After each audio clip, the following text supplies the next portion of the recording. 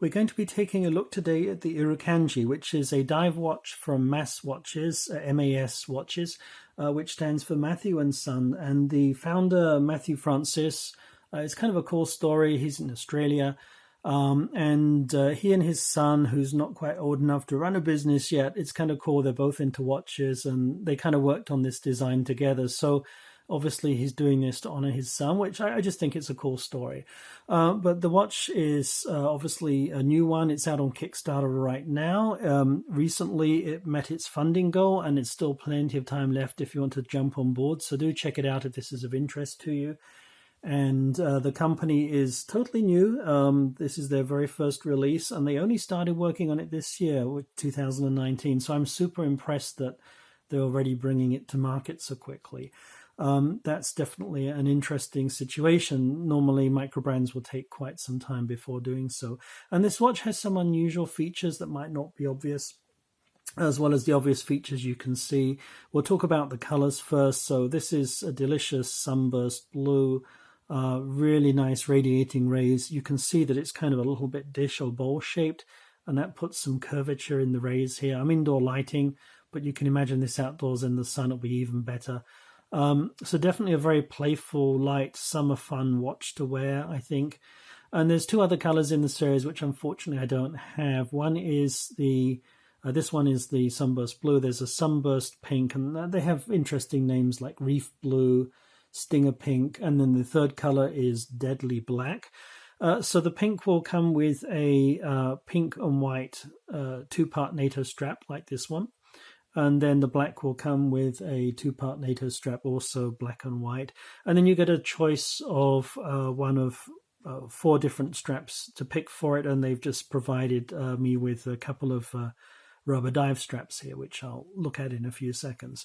So overall, some interesting colors already. I mean, obviously, you often see a black and a blue, but I don't too often see a pink dive watch. So I think some brands like Phoibos do them. But it's not too often that you get that kind of color on a watch. So certainly something interesting to look at. And there are a few other obvious differences too that you've probably spotted. Right now, the crown is at 10 o'clock.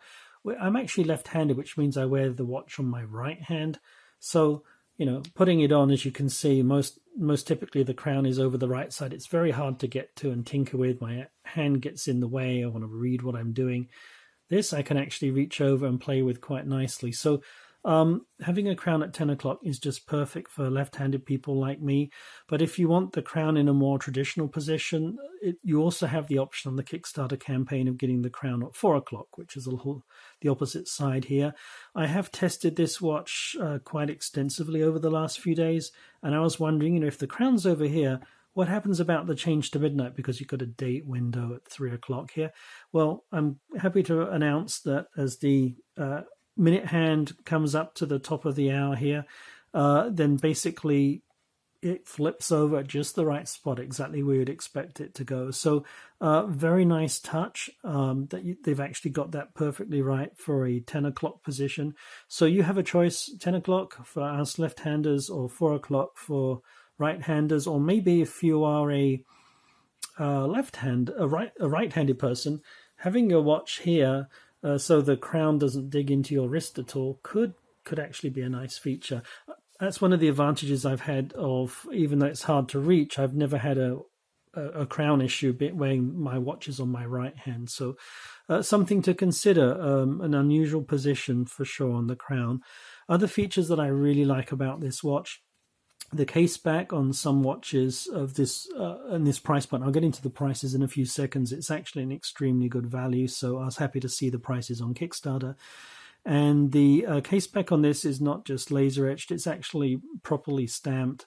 So it's a very nice deep 3D impression. And the image on here is the Irukandji, which is an Australian venomous jellyfish.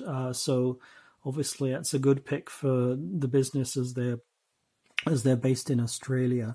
So there's a few other features I really liked as well. The lug holes are fully drilled all the way through, and that's actually extremely convenient if you're going to wear, for example, a leather strap that's very tight fitting to the lugs.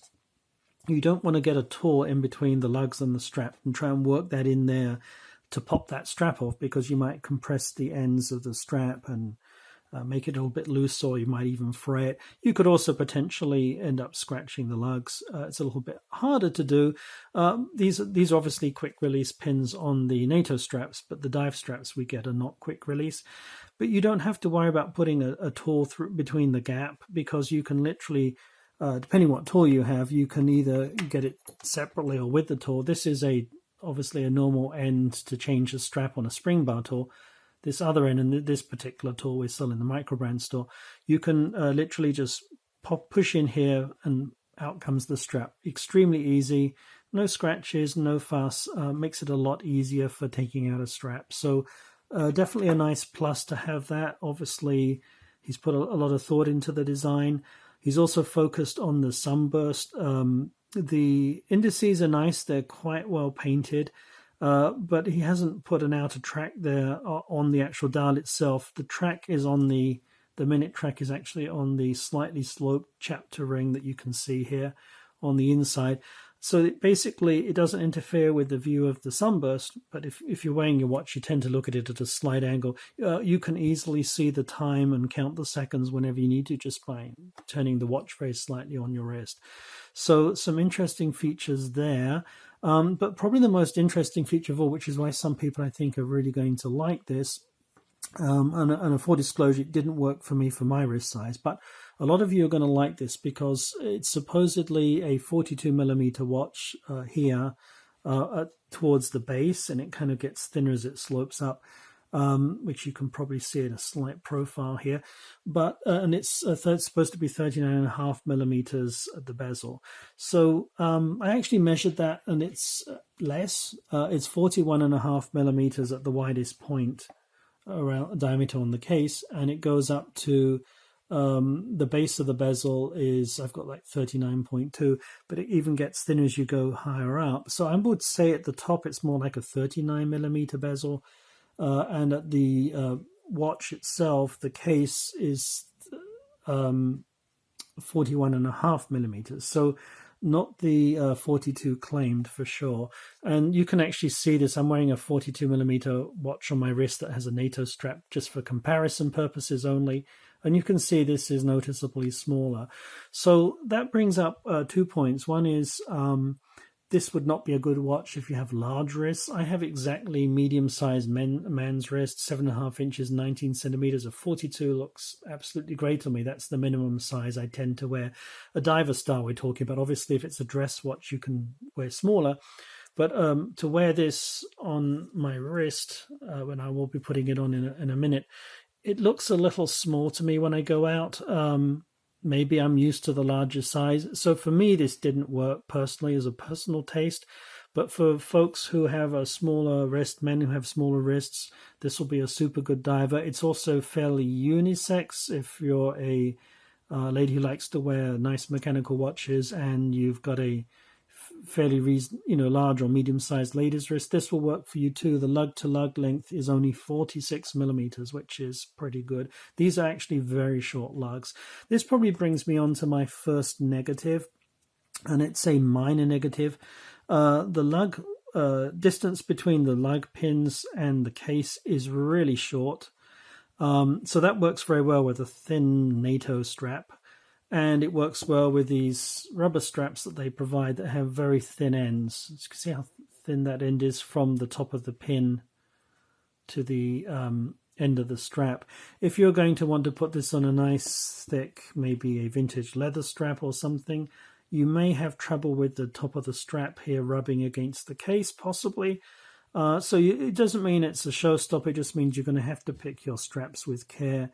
If you're going to wear a bracelet, you can only wear this on a straight end bracelet. I'm pretty positive any curved end ones just won't fit very well at all on this. So again, not a showstopper. This was a deliberate design choice so that the lug ends, lug to lug length is shorter, which means this is truly, I think, a unisex dive watch, which is one of the features that I think will appeal to a lot of shoppers who really don't like the larger dive watches. The trend has been 42mm or larger on a lot of these watches nowadays on Kickstarter. So having one with these dimensions is pretty cool. We'll also cover some other features on this watch. I mentioned that it comes with a two-part Nato strap. I'm calling it Nato, but I guess it's kind of weird because Nato should be one part. But a two-part strap made from this material with a kind of white stripe down the middle and a vaguely matching stripe to the color of the watch here. And this is my second niggle with the watch. I definitely like to point out things I don't like as well as things I do like. The color on the strap does not quite go with this watch. I would have liked to have seen a different strap. The color here is a darker blue, and it's a very bright, cheerful, let's go play in the sun and beaches and summer fun blue that you would get on this bezel, which is a really nice, it's a double dome sapphire crystal, by the way, and this bezel is also matching the shape of the dome, which is really cool, and it's a glossy ceramic bezel. So the features on this watch are really nice. We haven't talked about the price yet, but just to cover the features, 200-meter diver, you've got the dimensions, the strap width here is 20 millimeters, as you'd probably expect. And it's obviously got a date function as well, which is nicely edged. But 200-meter diver, double dome sapphire glass with a nice blue anti-reflective coating on the inside, which probably adds to that sunburst effect. Obviously stamped case back. These are quick release pins here and here. So it's certainly got some nice features, and the movement is the ultra reliable Seiko NH35A, which is a very popular movement in divers. And when I tell you the price points on this in US dollars, the super early bird was $225 on Kickstarter. That one's gone, though the space may open up. This is currently $240 on Kickstarter, unless it completely sells out, and then it will become $260. So you can pick this up for under $250, which to me is a pretty decent price for what you're getting. I also was impressed with some features that you can't see on this watch. Obviously, I tested everything. I put this on a time grapher. I did a time grapher. I did a sapphire crystal test with this tool here. So everything came out really well, but I was actually super surprised about the movement. I'm wondering if it's been regulated. And this kind of brings up an interesting question.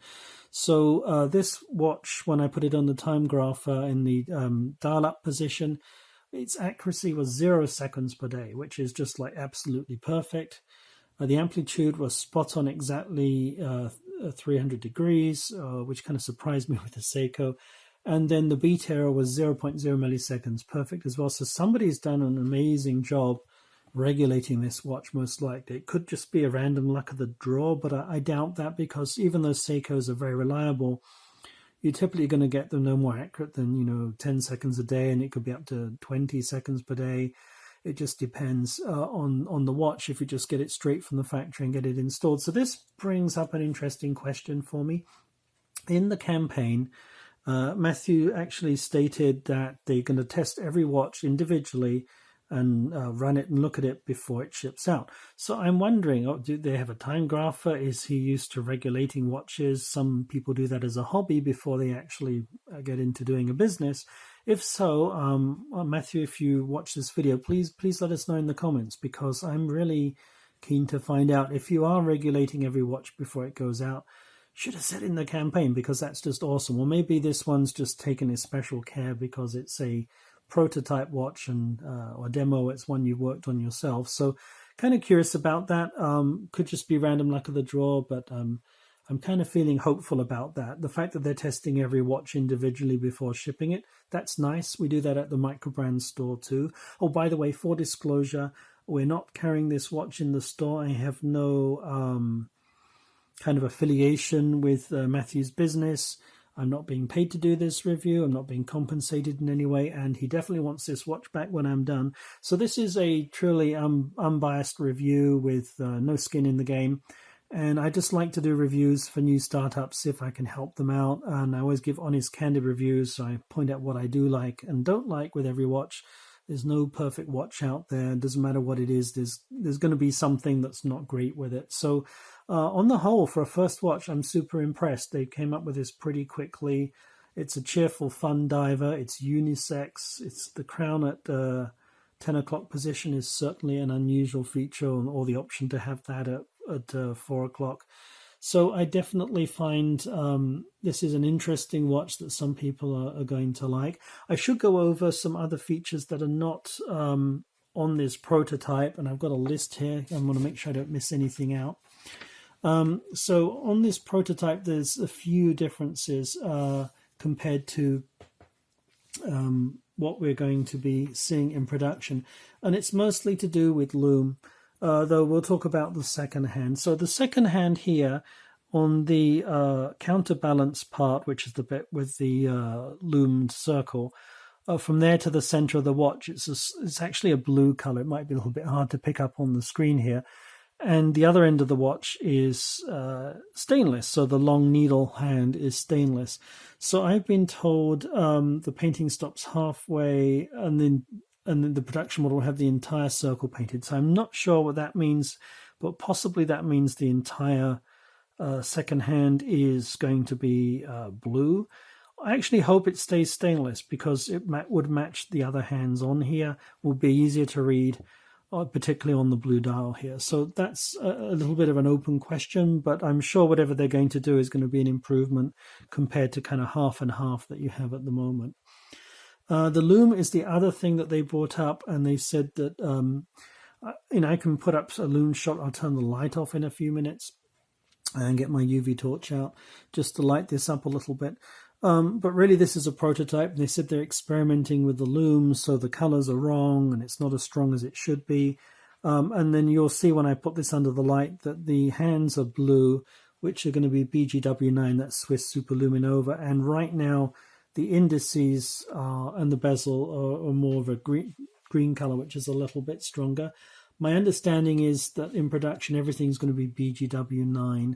I do have one issue with the Loom, and I'm aware that they're going to do it differently in production with thicker, better Loom. And this is a prototype, but the Loom is exceptionally bad. I mean, I couldn't even really make out anything on the bezel, to be honest. And the indices are like almost not there.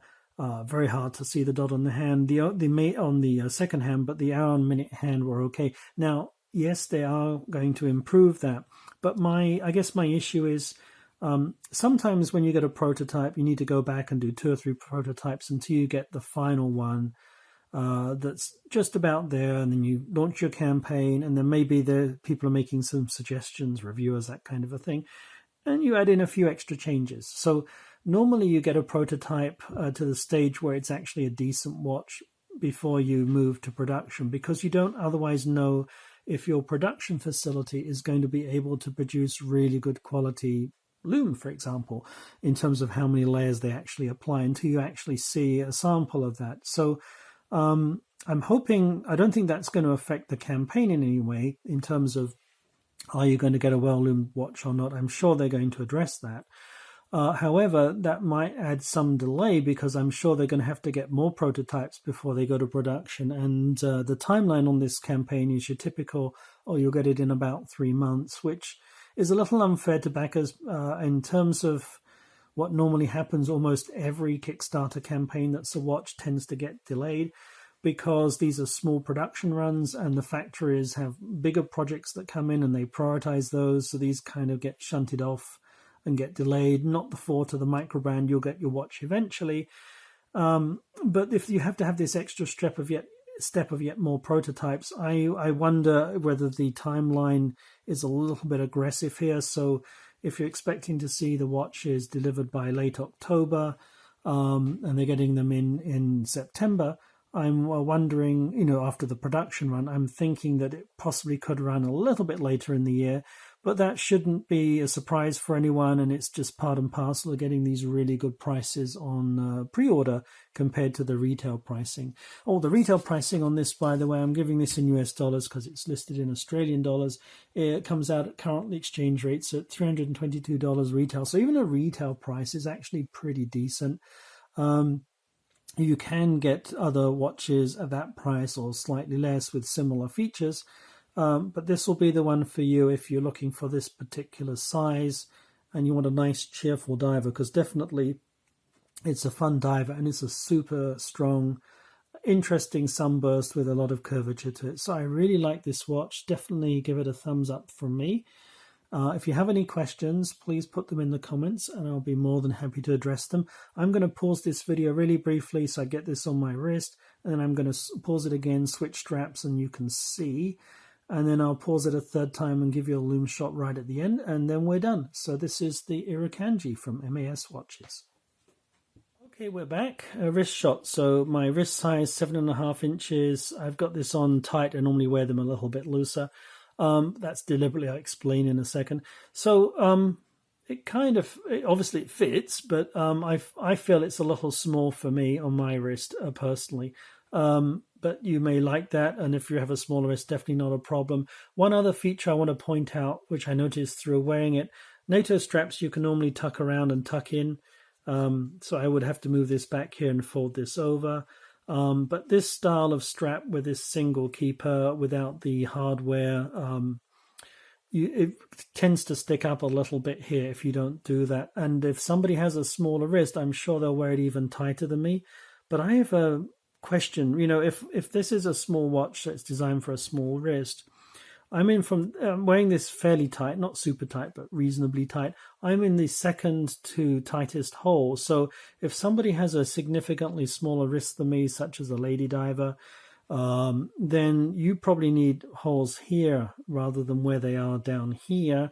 So I'm thinking possibly one of the issues that we may want to mention is I'm going to give feedback. Oh, by the way, that's a nice signed clasp. I didn't notice that until just now. Not signed clasp, signed buckle, sorry. One of the issues we may have is that for a lot of people who are going for this watch, this strap may be a little too long. So that's something to keep in mind. They might be able to address that with small, medium, or long size straps, or small or medium, I should say. And then this one here, less of an issue because it has holes going pretty much all the way through. So this would not be an issue on the rubber strap, which I'll switch to in a minute. And again, this one's a quick release and this one's not. But of course, I can use the drilled lugs to get this strap off. So I do like the sunburst effect, definitely. On the wrist, it's actually a fun watch. So I'm kind of halfway, would I go for this or not? I probably feel the size looks a little too small for my personal taste for a diver on my wrist. But it could be fine on yours. So let's switch over and we'll put the rubber straps on, which I actually quite liked. One other quick thought too, if this strap, it works out not to be the right length for you, I actually looked on AliExpress and I think I found some better matching color-wise straps for less than $3, which are very similar, white stripe in the middle. But they're 4 NATOs, they're not half NATOs, but you can fold those over more easily. So possibly you might want to consider, given how cheap this is, getting a second strap. Also, I've seen some nice rubber straps. There's a few pros and cons with this one, which I'll get into. And I've seen some very nice silicone rubber straps. This one's probably silicone rubber by the feel of it. That have kind of like blue stitching that kind of matches the watch, which adds a little bit more interest to the strap. So again, that's about $3 on AliExpress. So I think it's worth investing in a couple of extra straps if you're going to get this watch. If you have a medium-sized wrist, this is going to fit fine. I would normally wear this slightly loose on one more hole out. I just wanted to show folks. Okay, so we're switching over to the rubber strap on. Very comfortable strap, though it's a pretty basic one, I think, possibly. But the advantage of this strap compared to the NATO style strap is these holes go all the way up. So you could literally, and all the way down as well, almost to the end of the strap. So really, it doesn't matter what your wrist size is, this strap's going to fit everyone, which is cool. Goes pretty well as a different color. Sometimes it's better to have a different color to the watch, makes it stand out, and black's fairly neutral. So I actually like the rubber strap. I probably would wear it more on this than on the NATO because I personally kind of a little bit niggled by the fact that the blue color here doesn't quite match. I don't think many people would notice. It's just I'm very finicky about my watches because I'm the one that's looking at them more than other people. So this strap is interesting. If you're putting the rubber strap on, you're wondering which way around to put it. There's a crosshair pattern on the back, but this has raised ridges on the left and right. I'm going to have to take this off to show you close. So if you're wondering and you're trying to fit the strap, this has a kind of a crosshair pattern. That is the underside of the strap. And the reason for that, you can see here, there's this kind of, it's almost like a serrated edge on the top. And you don't want that against your wrist. That will be rather uncomfortable, where it's completely smooth on the other side. So that's one way to tell on this particular strap if you're going for the watch. Definitely check into other straps. 20 millimeters is a standard lug width. So it will be very easy to find straps, other NATOs, that kind of a thing. I imagine the pink one will go super well. From looking at the photography, and the black one is obviously a no-brainer. It's just the blue, and I get why blue is a difficult color, because when you do ceramic bezels, you only get a certain range of color choices. But I think this is probably the better combination for my particular taste if I was going to go for this watch. I think we've covered everything apart from the Loom shop, so let me get my torch out. I'm going to do this live. So the reason for this is I want to show you literally how the Loom is now. But do keep in mind, as I mentioned, this is a prototype, so there are Loom issues with the prototype that they're aware of, and hopefully they'll address them. But you probably want to ask, if you're backing it, how many layers of Loom are you going to apply? I mean, get into it a bit more. I mean, how thick is this going to be? Because you want people to... If people want to have a dive watch, Loom is a big thing, and I use my watches, loomed watches at night when I sleep. I'm short-sighted, so I can't see a clock, and I really need that feature on my watch if I'm going to wear it for a while. It's okay. So I'm going to light the watch up now for a few seconds with Swiss Super-Luminova. With my UV torch, not my Swiss Super-Luminova. Oh, it's interesting. Does that strap almost glows with this light? So let's take a look. So you can see the Loom here. It's going to be pretty strong to start with, but you can see the indices, no problem. Can't even make out the bezel, right? The bezel is not readable, and this is fading super fast. Because it's fading so fast, it doesn't necessarily mean that it's a thin layer of Loom. I would argue that that is probably not Swiss Super-Luminova. Yes, we've only had this torch on it for a few seconds, but it should have held the Loom a little bit longer. So I don't think possibly that this is Swiss Loom. And that is an interesting question. I had this issue with one other watch, and they had to chase that up with the manufacturer because, they probably just trusted them on it, I guess. Because you can't really test that once it's applied, and I wouldn't know how to test it. You have to send it off to a chemical lab or something. So really, a Microbrand is just trusting the factory here. So I lit it up, and that should stay bright for a minute or two. But it's fading quite well, quite quickly. So you can see the blue on the hands. That's staying, mostly staying. So I think... I don't believe that the dial is Swiss Super-Luminova. The hands probably are. Let's get the light back on. That's interesting. I hadn't tested that before, apart from seeing that it was faint. I hadn't realized it faded so quickly. So, an interesting question as well. I just try and be totally candid and share everything I can when I do a review here. It might be a little bit disjointed, it might even be a little bit verbose, but you're just getting an honest assessment, and I hope that's useful for some people. So I would definitely ask questions about the Loom. I do have an issue with this on a dive watch. I don't mind that it's thinner and the production is going to be thicker. That is not Swiss Super-Luminova, in my opinion, on the dial. So hands seem fine. Obviously, you can draw a different conclusion. This is my personal opinion. And I'm sure that they'll address it. One thing I'm going to say about Matthew, the creator here, Matthew Francis, and again, I think this is an important point. I talk to a lot of different creators. Sometimes they're a little bit brittle, not so easy to get on with. And funny enough, that translates into how they handle their customers, warranty returns, those kind of issues. If they're negative about things, they're usually not very good at that. Matthew has been super personable. He's a very friendly guy, very easygoing, easy to get on with. Obviously, he's trying to sell his watches, and anybody would be friendly. But you can usually tell when you chat to people for a while. So I think I have a really good vibe about him. And usually I'm right when it comes to the crunch. I've learned this quite a bit. I don't know how many brands I've dealt with in the store in terms of stocking them and dealing with warranty issues, whatever. So there's probably like 20 different brands, which is a good start. And I probably talked about 60 or 70 brands before, picking the final ones to put in the store.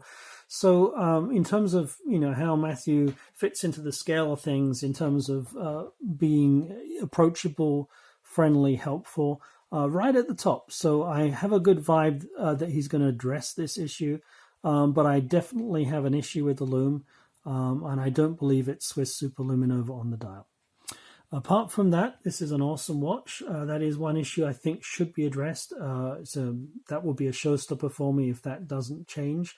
But I know that Matthew wants to get this watch out there, and I know he's got plenty of time to resolve that. So we'll have some interesting conversations.